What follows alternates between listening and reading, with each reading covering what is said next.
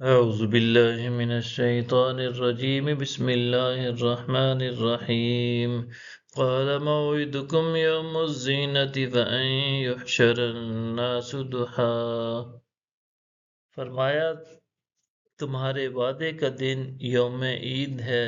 اور یہ کہ سارے لوگ چاشت کے وقت جمع ہو جائیں فتولى فرعون فجمع كيده ثم أتى پھر فرعون واپس مڑ گیا تو اس نے اپنے مکر و فریب کو اکٹھا کیا پھر آ گیا قال لهم موسى ويلكم لا تفتروا على الله كذبا فيسحتكم بعذاب وقد خاب من افترى موسیٰ نے ان سے فرمایا تم پر افسوس اللہ پر جھوٹا بہتان مت باندھنا ورنہ وہ تمہیں عذاب کے ذریعے تباہ و برباد کر دے گا اور واقعی وہ شخص نامراد ہوا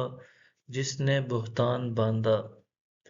فَتَنَازَعُوا أَمْرَهُمْ بَيْنَهُمْ وَأَسَرُّوا النَّجْوَىٰ چنانچہ وہ اپنے معاملہ میں باہم جھگڑ پڑے اور چپکے چپکے سرگوشیاں کرنے لگے قالوا إن هذان لساحران يريدان أن يخرجاكم من أرضكم بسحرهما ويذهبا بطريقتكم المثلى کہنے لگے یہ دونوں واقعی جادوگر ہیں جو یہ ارادہ رکھتے ہیں کہ تمہیں جادو کے ذریعے تمہاری سرزمین سے نکال باہر کریں اور تمہارے مثالی مذہب و ثقافت کو نابود کر دیں فَأَجْمِعُوا كَيْدَكُمْ ثُمَّ أَتُوا صَفًّا وَقَدْ أَفْلَحَ الْيَوْمَ مَنِ اسْتَعْلَىٰ پس تم اپنی ساری تدابیر جمع کر لو پھر قطار باندھ کر میدان میں آ جاؤ اور آج کے دن وہی کامیاب رہے گا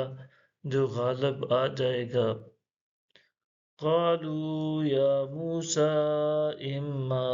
ان تلقی و اما ان نکون اول من القا